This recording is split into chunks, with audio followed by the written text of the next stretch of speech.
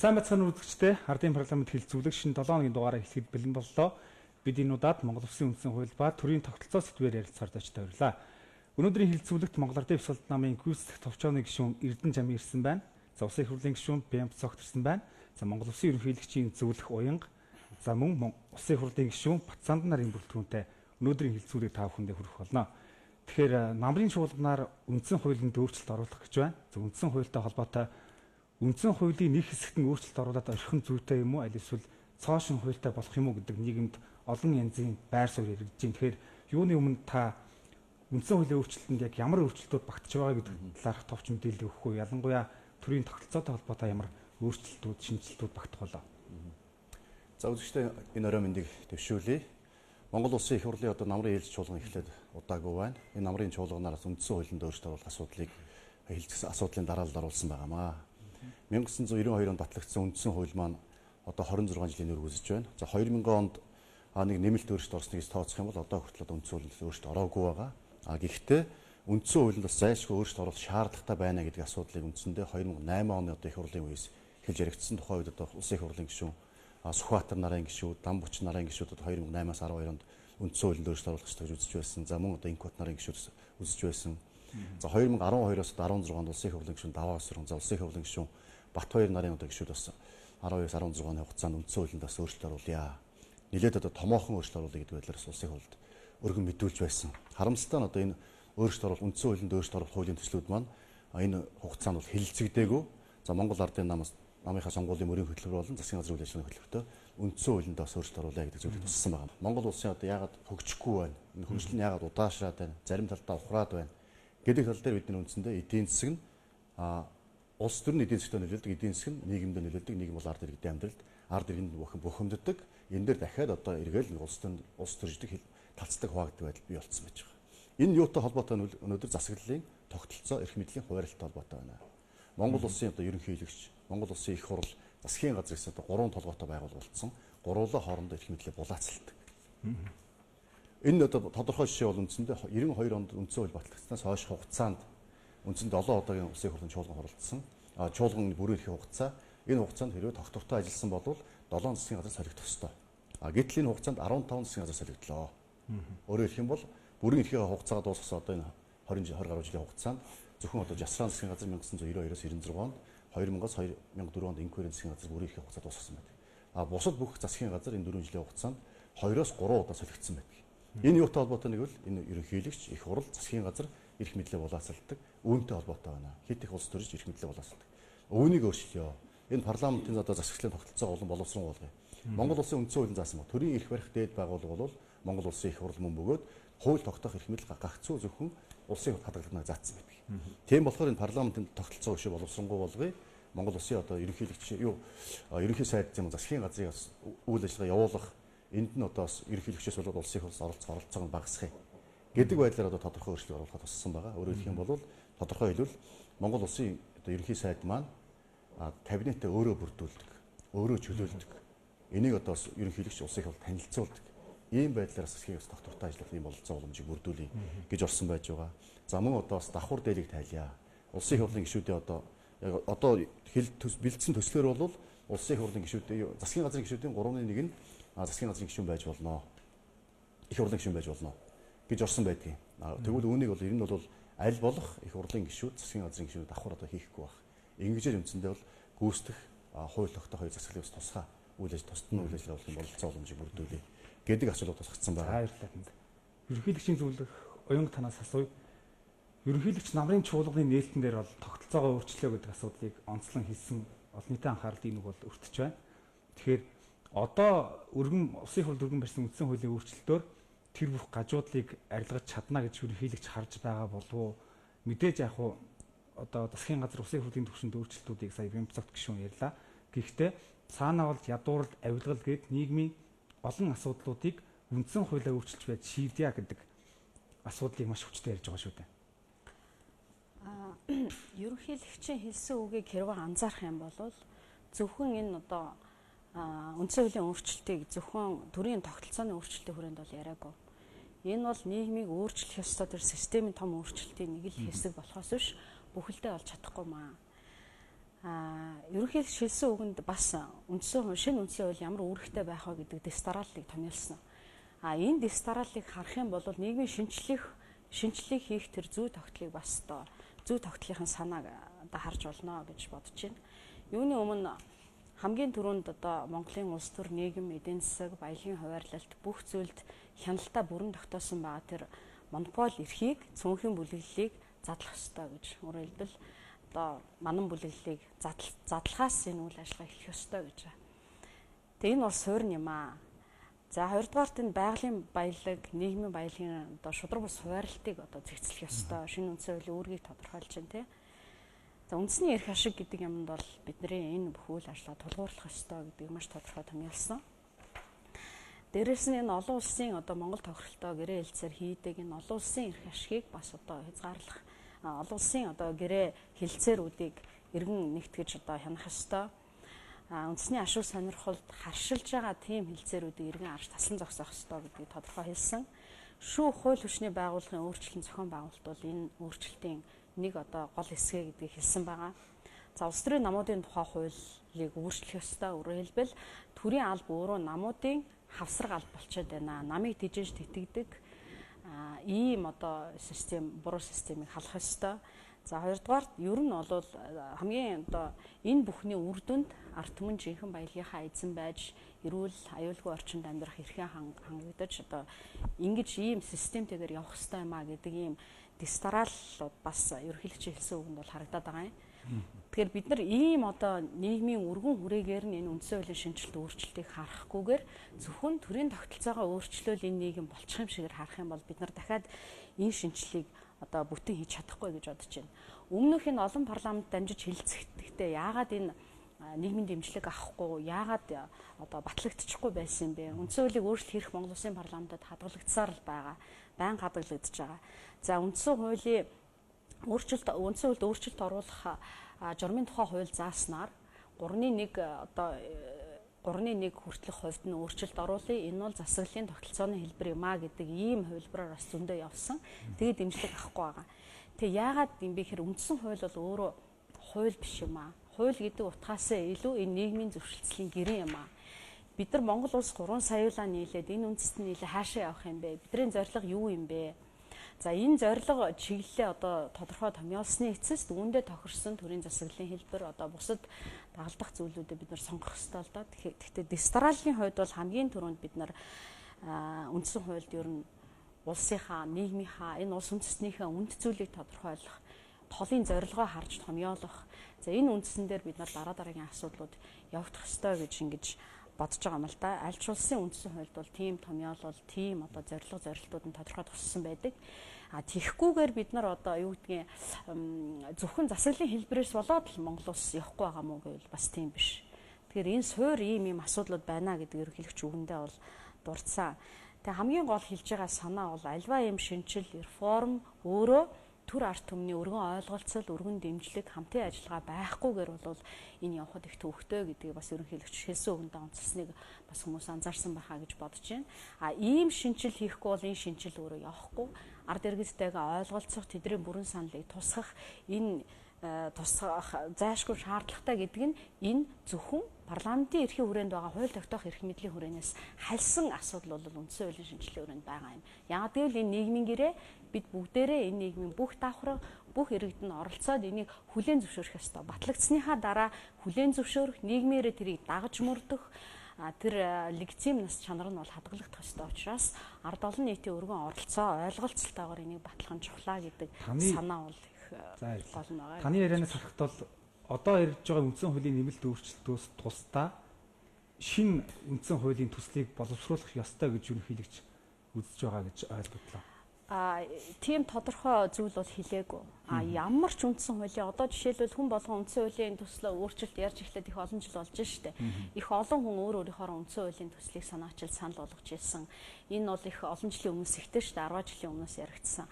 Зүгээр хамгийн гол нь ямар ч үндсэн хууль батлагдсан энэ өөрөө хүлээн зөвшөөрөх, нийгэм цаашаа зөв голдрлоор явах тэр амин чанараа хадгалсан байх ёстой гэдэг санаал ерөнхийлөгчийн үгэнд туссан байсан. Түүнээс биш хин нэгэн хүний заавал нэг тийм аль нэг үндсэн хуулийг хин нэгний баталсан, хин нэгний гар дээр байгаа, санаанд байгаа тэр үндсэн хуулийг нэгийг дэмжиж нөгөөг нь үүсгэнэ гэсэн санаа бол байхгүй. Ерөнхий суур асуудлаа бид нар ярилцаж суур асуудал дээр зөвшөлдөж чадвал түүнд тохирсон үндсэн хуулийн төслийг хамтран бичиж болно. Хин нэгнийх дээр одоо нэмээд явчих болно. Энэ бол дараагийн илүү техник ажилтаа гэж ойлгож байна. Улсын хурлд сөрөгчний бүлэг үндсэн хуулийн өөрчлөлтийн асуудал ямар байр суурьтай байна? За үндсэн хуульд нэмэлт өөрчлөлт оруулах асуудал шинэ үндсэн хууль батлах асуудал олон жил олон газар яригдж байгаа. Иргэдийн дунд нэлээд одоо хүсэн хүлээж байгаа асуудлыг нэгэ гэж бид ойлгож байгаа. Иргэд олон түмтэй уулзахад Монгол улс системийн хямралд орсон байна. Ажил явахгүй боллоо. Энэ улс эзэнгүй боллоо гэж иргэд олон түмэн өдөр болгон ярьж байгаа. Би ч бас сөрөг хүчин ч бас үнтэй саналыг байгаа. Үнэхээр Монгол улсад ажил явахгүй байна. Төрийн хямрал, улс төрийн хямрал, системийн хямрал нүүрсэн байна гэж бид харж байгаа. Үүнийг улсын хурлын дарга Монгол улсын ерөнхийлөгч бас хүлээн зөвшөөрч сая намрын чуулганы нээлттээр бас мэдгэл хийж байна. Өөрөөр хэлбэл Монгол улсын төрийн бүх өндөрлгүүд иргэд олон түмний дийлэнх олонх нь системийн хямралаас гарах бодлогоо реформын багцаа одоо санал болгохыг шаардж байна. Бид хамтдаа Монгол улсыг системийн гүн гүнзгий шалбааг намгнаас гаргахгүй бол энэ ус урагшаа явах боломжгүй болсон гэдэг дээр үл ерөнхийдөө ойлголцолд хүрч байгаа юм болов уу гэж би харж байна. Энэ хүрээнд ч гэсэн улсын хурал дээр үндсэн хуульд нэмэлт өөрчлөлт оруулах 7 төсөл бэлэн болсон байна. Хамгийн сүүлийн төслийг улсын хурлын даргын захирамжаар байгуулагдсан ажлын хэсэг боловсруулад улсын хурлд өргөн барьчихсан байна. Гэхдээ яг юуг нь яаж өөрчлөх юм бэ гэдэг асуудал дээр бол улс төрийн намууд болон иргэд судлаачдын дунд одоо ч маргаантай сэдвүүд олон байна. Миний өмнө үндсэн хуульд нэмэлт өөрчлөлт оруулах улсын хурлын боловсруулсан төсөл байна. Энэ төсөл дээр 100% нэгдэл, 100% ойлголт сараахан бий болоог байна. Гэхдээ энэ төслөөс авах юм маш их байгаа гэдгийг бас хэлхийг хүсэж байна. Тухайлбал 2000 онд эрх баригч нам 7 нэмэлт өөрчлөлтийг үндсэн хуульд оруулсан. Үүнээс болж өнөөгийн системийн гажуудал гацалт үүссэн гэж олон судлаачид эрдэмтэд хэлж байгаа. Энэ төсөлд одоо орж байгаа нэмэлт өөрчлөлтийн төсөлд бол тэр 7-оос 3-ыг нь буцааж эргүүлж сэргээх асуудал яригдж байгаа. Мөн олон шинэ асуудал тавигдж байгаа. Тухайлбал орон нутгийн төвшөнд багийн дарга, сумын даргаыг томилох асуудал. Өнөөдөр хамгийн олон хамаатантай нь сумын дарга томилдог ийм л системээр явж байна. Хорон даргаыг томилдог, засаг захиргааны анхан шатны төвшөнд шин дөлөөр иргэдийн нийтийн хурлаа эрх барьж байгаа нам нь хуралдуулж байгаад хорон дарга томилдог систем бий болсноос хойш хороонд хариуцлага гэдэг юм алдагдсан. Цаашаа засгийн газрын асуудал руу оръё. Засгийн газрын ерөнхий сайдыг 28 жилийн дотор 14-5 ерөнхий сайдын нүрийг бид нар үзэж байна. Үндсэн хуулийн өөрчлөлтөөр бид доктортой засаглалыг хүсэж байгаа. Үндсэн хуулийн өөрчлөлтөөр бид засаг захиргааны төвшөнд бий болсон тэр завхарлыг засахыг хүсэж байгаа. Дээрээс нь улс төрийн нам гэдэг байгууллага ер нь ямар нам юм бүтцсэн юм бэ? Энийг яаж хариуцлагажуулах юм бэ гэдэг асуудлыг үндсэн хуулиараа зохицуулъя гэж оруулж ирж байгаа. 3-4 дугаар асуудал шүүхийн асуудал. Шүүх засаглалыг яаж хариуцлагатай болгох юм бэ? Шүүхийн ерөнхий зөвлөлийн бүтц ямар байх вэ? Шүүхийн хариуцлагын зөвлөгдөг шинэ институцийг бий болгоё гэдэг асуудлыг оруулж ирж байгаа. За засаг захиргааны шинжилгээний асуудал гэдэг олон чухал асуудлуудыг нэмэлт өөрчлөлтийн хүрээнд ярья гэж саналыг улсын хурлын гишүүд улсын хурлын ажлын хэсэг оруулж ирж байна. Би ардчилсан намын бүлэг нэг л саналыг бид тавьж байгаа. Үндсэн хуульд нэмэлт өөрчлөлт оруулахыг бид дэмжиж байна. Гэхдээ энэ нэмэлт өөрчлөлтийн төслийг үндсэн хуульд нэмэлт өөрчлөлт оруулах асуудлаа ард нийтийн санал асуулгаар ард түмнээс асууя.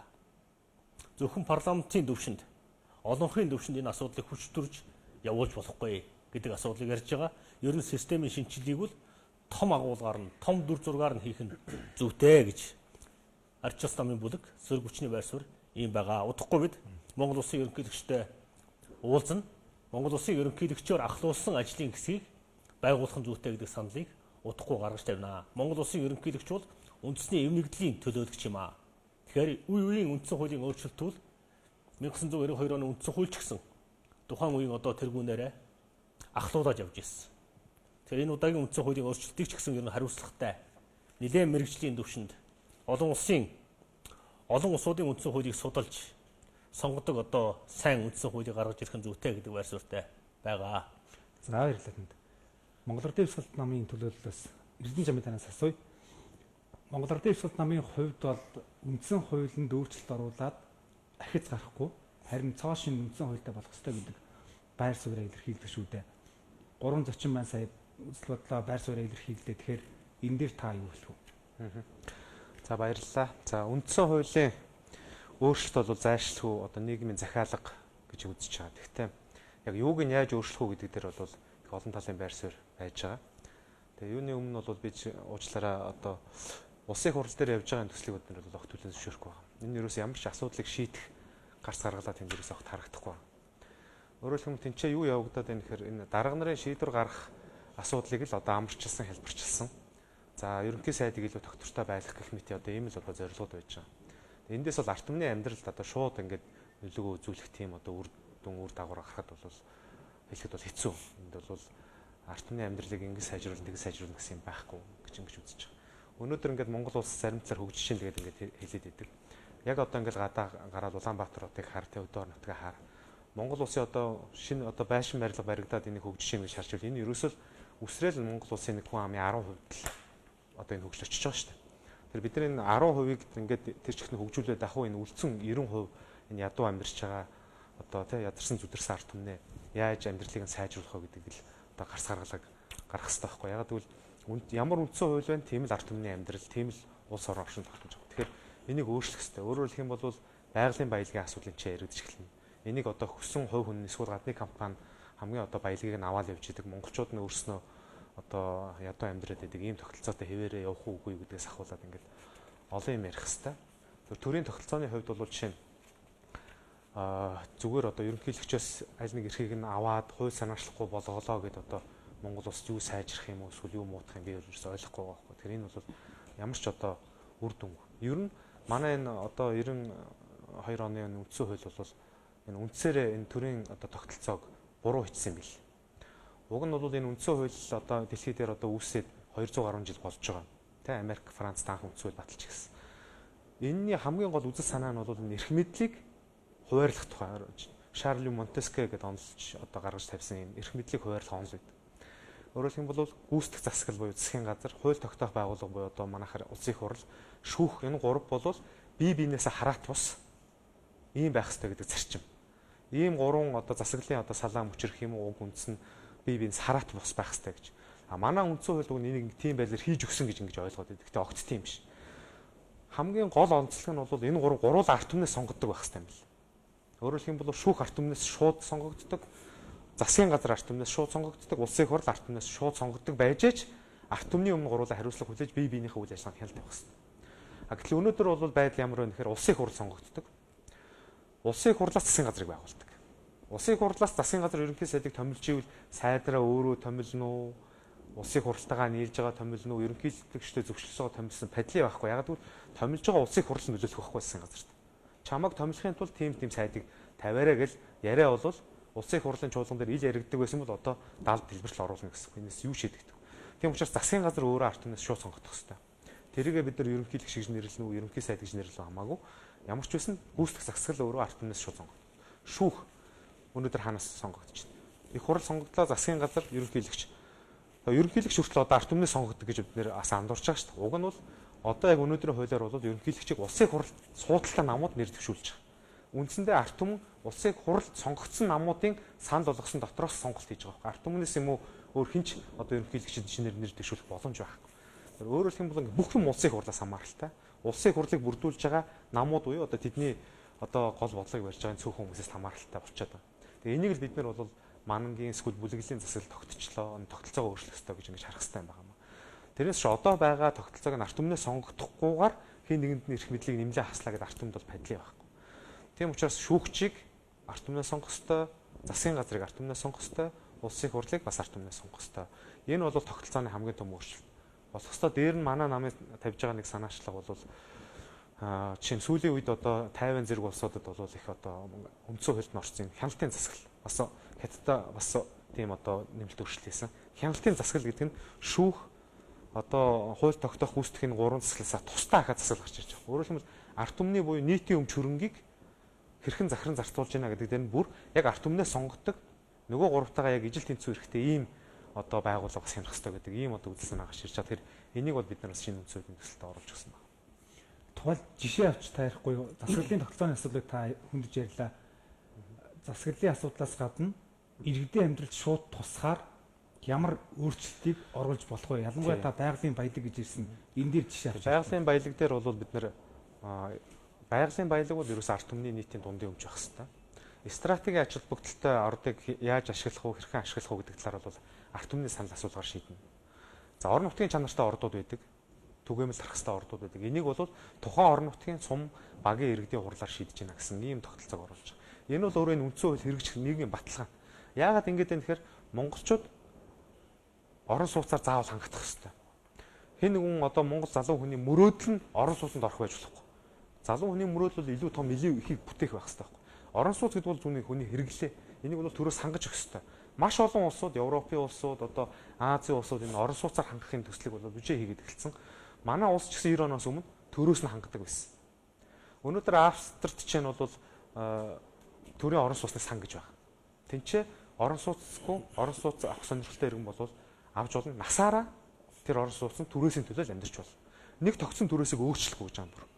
Тэгээ ийм байдлаар бид нар орон сууцыг хангах зэрэгээр бол асар их мөнгө бол бид нар нийгмийн асуудал гарцуулах хэрэгтэй. Дээрээс нь чинь цалин. Өнөөдөр ингээд багш нар, эмч нар цалингаа нэмүүлээ, цагдаа нарын цалин ингээд төрийн албан хаагчдын цалин хүрэхгүй байх гэж ярьж. Яагаад хүрэхгүй байгаа гэж манайх чинь одоо байгаа үндсэн хуулиндаа нөгөө хүний эрхийн конвенцэд байгаа цалингийн зохицуултыг дутуу хийсэн байхгүй. Хүний эрхийн конвенцэд цалин юу гэж томьёолсон байдгийг гэхээр тэр хүний ахуй амьдралд нь хангалттай хүрэлцүүлэх хэмжээний цалин олох хэрэгтэй гэж. Өөрөөр нь хангалттай хүрэх хэмжээний цалин л бид нар цалин гэж ойлгох хэрэгтэй байхгүй. Өнөөдөр бол цалин хангалттай хүрэхгүй байгаа. Энийг юунаас мэдж болох юм бол бүх бараг хүмүүс бараг 70-80% нь цалингийн зээлтэй байна.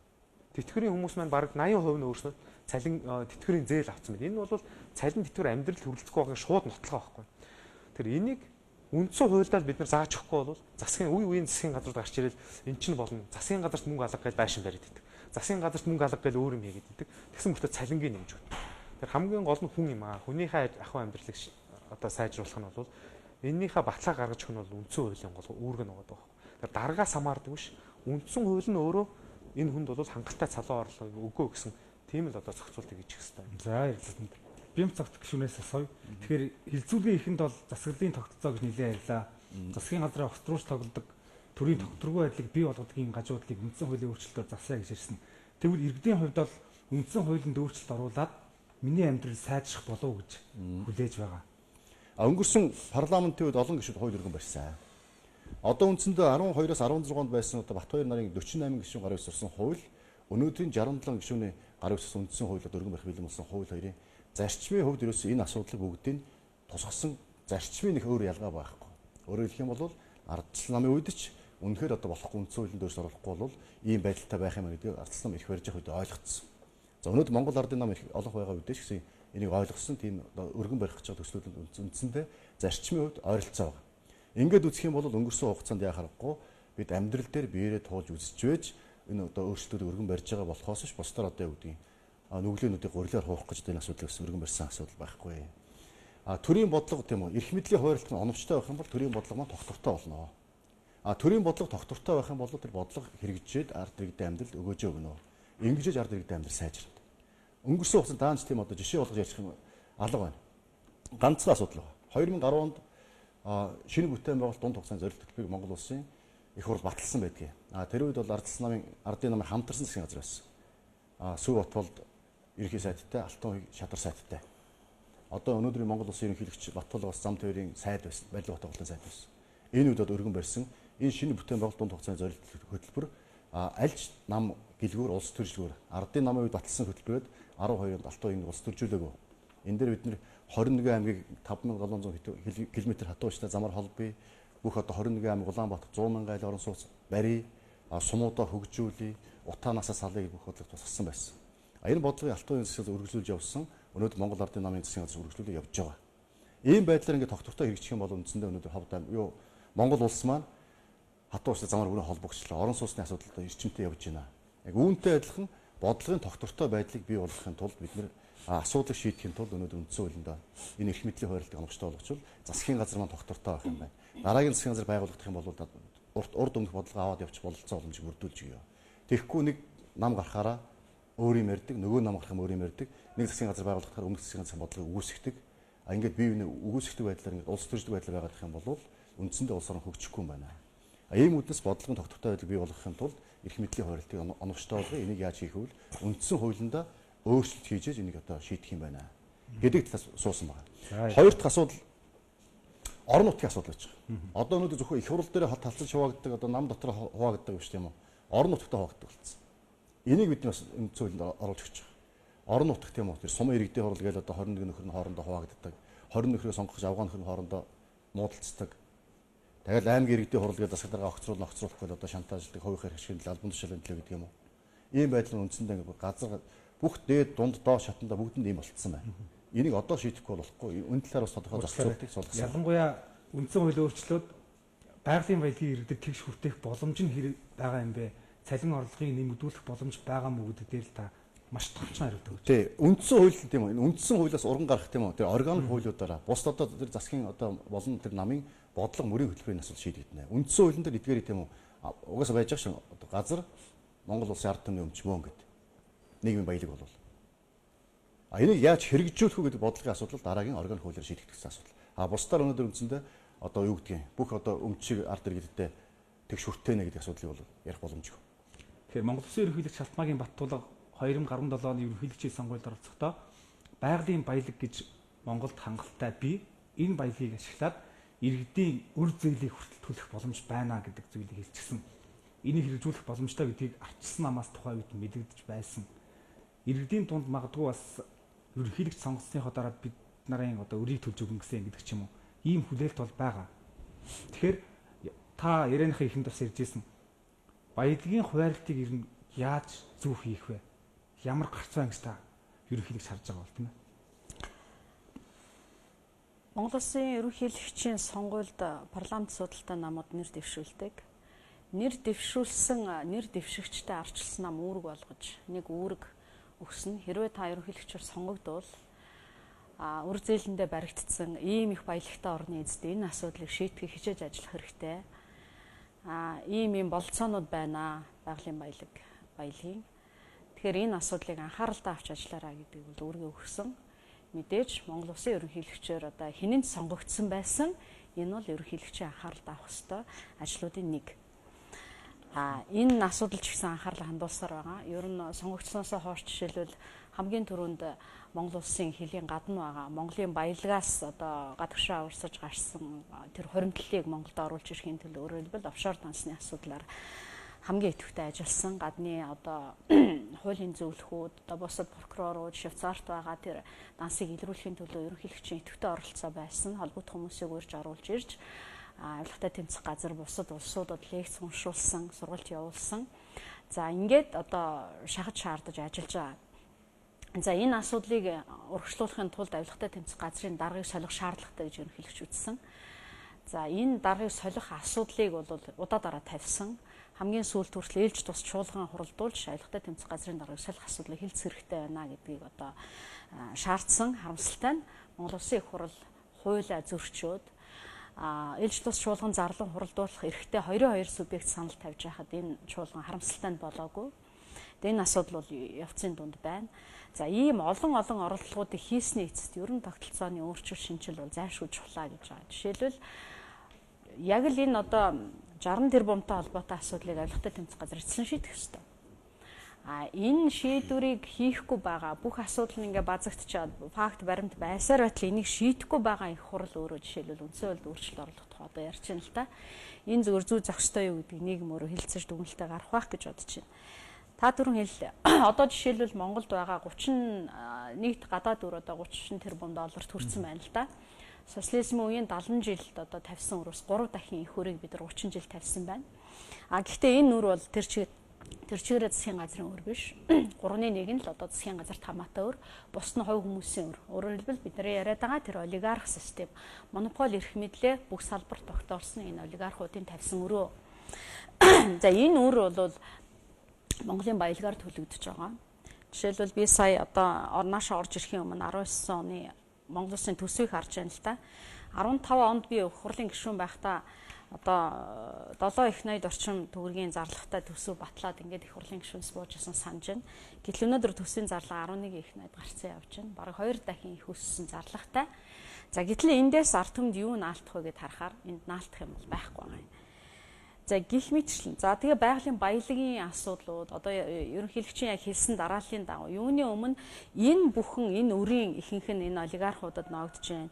Энэ төсвийн зарлагын энэ их мөнгө ард түмэнд наалтахгүй байна те. Цалин тэтгэврийг нэмэх гэхээр сая багш нарын тэнцлийг 15%-аар нэмнэ гэж ингэж шийдлээ шүү дээ.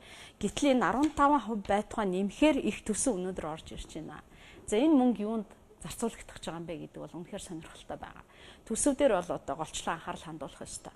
Төсөв 2 дахин миний үеэс одоо 2 дахин их нэмэгдсэн боловч багш нарын цалин нэмж чадахгүй байна гэдэг бол энэ төсвийн зарлагын их нэмэгдэл ард түмэнд оногдохгүй гэсэн үг. Энэ нөгөө баялагын хуваарлалт явж байгаа байхгүй. Энэ нөгөө монопол засаглал нөгөө улс төр эдийн засаг баялагын хуваарлалт эрх мэдлээ тогтоосон цөөнхийн засаглалын мөнгөнд явж байна гэж ингэж шууд харагдаж дүнж болохоор байна л да эхний дүгнэлт. Тэгэхээр энэ монопол эрх мэдлийг задлахгүйгээр нийгмийн шинжилгээ хийж болохгүй юм байна. Бидний амлсан амлалт та нар эрх баригчдын сонгуулиар амлсан амлалт чинь биелэх боломжгүй байна.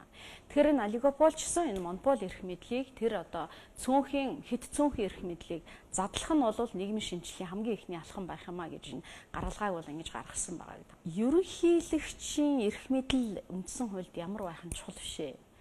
Одоогийн ингэж бид нар харах юм бол энэ хууль шинжилгээг зөв хийж чадахгүй л дээ. Ерөнхийлөгч өнөөдөр хэн байхаас үл шалтгаалаад цаашид одоо төрийн эрхийн хин нэг авч явна, хин нэг нь нам хүчин бүлэглэлтэй одоо хин нэгэн авч явах болно. Тэгэхээр энэ бол ганцхан одоо өнөөдөр хин ерөнхийлөгч байгаагаа та огт хамааралгүй асуудал. Ингэж асуудлыг өргөн хүрээнд харахгүй бол огтоосоо болохгүй л дээ. За таны хэлж байгаа үнэн Монгол Улсын ерөнхийлөгчөөс маш их хүлээлт байгаа ард түмэн олон нийт. Гэтэл ерөнхийлөгчийн эрх мэдэл нэгдүгээр хуулийн өрөөнд хязгаарлагдмал. Ерөнхийлөгч хууль санаачлах хэрэгтэй. Тэр хууль санаачлах нь парламентаар орно. Парламент өөрөө энийг дахиад одоо батлах уугүй юу гэдэг. Ерөнхийлөгч маш олон асуудлыг өнгөрсөн 2 жилийн хугацаанд оруулсан, нэгэн ч биелэгдээгүй. Энэ бол өөрөөр хэлбэл ерөнхийлөгчийн хууль санаачлах эрх одоо нэг нам олонхоос бүрэлдсэн энэ парламент дээр очиж шууд одоо хамт болж гин цавчигдж гин байхгүй болж байна. За ерөнхийлөгч хориг тавих хэрэгтэй. Хориг тавих эрх дахиад тэр хоригийг хүлээж авах уугүй юу гэдэг нь дахиад парламентаар ордог. Ингээд эцсийн шийдэл дахиад парламентд байдаг. За ингээд ерөнхийлөгчд одоо шагнал гардуулах гэх мэтчлийн бэлгэдлийн эрхүүд л үлдчихэж байгаа юм. Гэхдээ Монгол Улсын төрийн тэргуун гэдэг утгаараа энэ шинжилгээг одоо гардан хэрэгжүүлэх ёс суртахууны болон түүхэн үүрэг байна гэж үзэж Монгол Улсын ерөнхийлөгч энэ санаачлалыг гаргасан.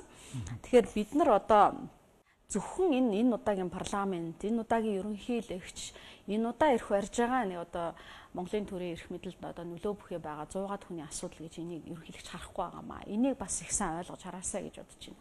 Монголын нийгэм тэр чигээрээ бид нар одоо 3 саяулаа энд амьдарч байгаа ард түмэн нийлээд Монгол үндэстэн цаашаа ирээдүйн юу байх юм бэ гэдэг ийм шийдлийг хамтаараа гаргах гэж байгаа учраас энэ нэг нам, нэг засгийн газар, нэг их хурлын бүрийн эрхийн, нэг ерөнхийлөгчийн бүрийн эрхийн хүрээний асуудал биш юм аа. Тийм учраас энэ үргийн хилцүүлэг иргэдэд мэдээлжүүлэх, мэдээлэлтэй, мэдлэгтэй энэ ямар хэмжээний өөрчлөлтийг бид яриад байгаа юм бэ гэдгийг ухамсарласан ийм одоо хүмүүсийн ард иргэдийн бидэнд амьдарч байгаа энэ үед амьдарч байгаа хүмүүсийн л одоо ийм түүхэн үүрэг гэж ингэж хараад байгаа юм л та. Тэгэхээр та түрүүн ярьлаа одоо жишээлбэл хуулийн хүрээнд ерөнхийлөгчийн эрх мэдлийн хязгаарлагдмал байна. Бид нар ямар нэгэн одоо ганц нэгэн томилгооны санал болгох эрхүүд байгаа. За тэр томилгооны эрх мөн ялгаагүй их хурал дээр очиод одоо их хурал шийддэг ийм асуудал байгаа. За гэтэл ерөнхийлөгчөөс хүлээж байгаа ард түмний одоо хүлээлт маш өндөр. За тэр хүлээлтийг хангадаг төсөв гэхтэл одоо ерөнхийлөгчийн төсөв бол жишээлбэл 2 тэрбум хөрөгтэй гүйтэл төсөв байгаа шүү дээ. Тэгэхээр одоо уучлаарай санаагаа гүйцээч.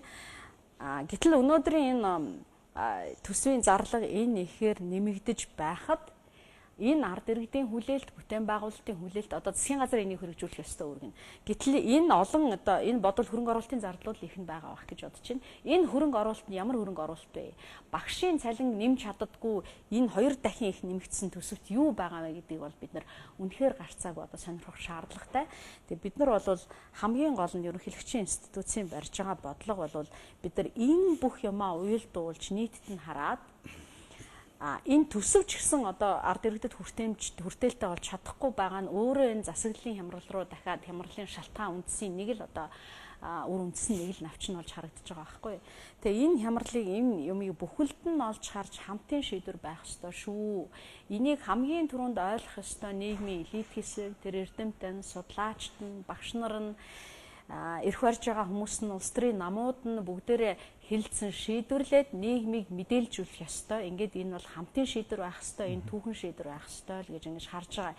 Хэдийгээр бидний хуулиар олгогдсон эрх хэмжээ бага, төсвийн хэмжээ ийм бага боловч бид энэ нийгмийн хүлээлтийг, нийгмийн өөрчлөлт шинжилтийн хүлээлтийг, нийгмийн том реформ хийх, монопол засаглалыг задлах, ийм өөрчлөлтийг хийх түүхэн үүрэг бол түүхэн үүргийг юуны өмнө одоо өрөө тэглүүлэхээс ч илүү их хүлээж байгаа болов уу гэж бодож байна. Үүнээс дутуугүй чухал үүрэг нь энэ гэж бодож ерөнхийлөгчийн үгийг хэлсэн баха.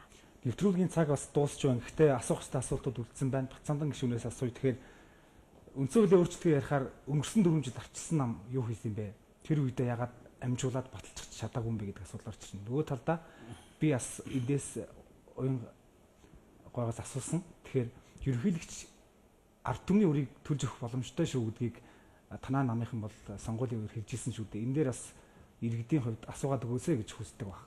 Үндсэн хуулийн эдийн засаг гэдэг ойлголт их дутмаг байгаа. Энэ ард түмэн олон аж ахуй нэгж компаниуд үндсэндээ өрийн хямралд орцсон байна. Өргүү хүн, зээлгүй хүн гэж энэ улсад алгаа. Гэтэл Монгол улсын баялаг нь гадны компаниудын мэдэлд, гадны иргэдийн мэдэлд, гадныхантай нийлсэн хэдэн дарга нарын мэдэлд Монгол улсын баялаг том ордууд орлоо. Энэ зөв юм уу? Энийг засахгүй мүү гэж иргэд олон түн биднээс асууж байгаа. Үндсэн хуулийн эдийн засаг гэдэг ойлголтыг бий болгоё. Томоохон ордуудаа Монголын ард түмэн, Монголын төрн мэдэх цаг ирсэн гэж монголчууд хэлдэг л дээ. Эзэн юмаа мэдэж эргэн усаа хашаа гэж. Одоогийн үндсэн хууль болон ашигт малтмуулын тухай хуулиар бол та манай гэрт хүрээдэр тэгээд алтны орд олвол тэрнийхээ 50-аас дээш хувийг та эзэмшээл гэдэг ийм хуультай байгаа шүү дээ. Зөвхөн татвар төлөж яваарай. Манай татвар бол 10%. Ингэж болохгүй. Дэлхийн улс орнуудынхаар томоохон орд газруудынхаа 51-ээс дээш хувь хяналтын багцыг тухайн улс орн өөрөө эзэмшиж байгаа. Өөрөө хяналтандаа байгаа. Үндсэн хуулийн өөрчлөлтийн нэг том зорилт бол монголчууд баялагтай эзэн болох зорилтыг тавих хэрэгтэй. Үүний төлөө үндсэн хуулийн өөрчлөлт явах ёстой гэдгийг би хэлхийг хүсэж байна. Яг иргэдэд ойлгомжтой дээр ирэхэд иргэдийн үр зээлийг төлж өгөх боломж байдаг юм уу? Хоёрдугаар Монгол Ардын Бясалт нам хилээд байгаа шиг байгалийн баялгаа ард түмний мэдэлд байна гэдэг тодорхой жишээ хэлж өгье. Иргэдийн үр зээлээр холбоотой тодорхой жишээ хэлж өгье. Тухайлбал Европын холбоонд олон улс оронд ард иргэд нь валютаар зээл авсан байдаг. Францын одоо франкаар зээл авсан байдаг.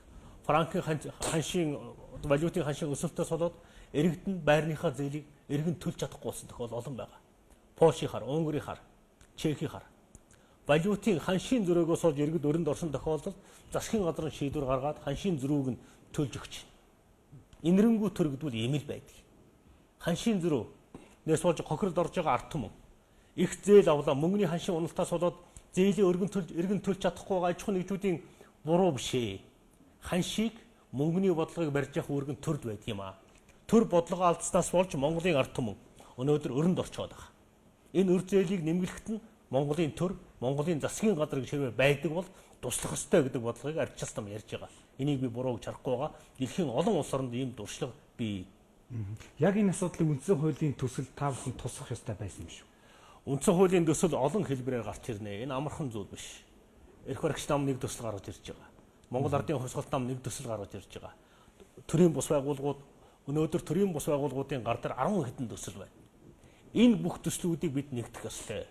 Олон удаагийн хэлэлцүүлгийн дараа ард түмний санал асуулгаар энийг шийдвэрлэх ёстой. Түүнээс бас нэг намын чигд юм уу, нэг даргын саналаар үндсэн хууль нэмэлт өөрчлөлт оруулж болохгүй гэдгийг бид хэлж байгаа тийм. Баярлалаа. Монгол Ардын Бясалт намаас.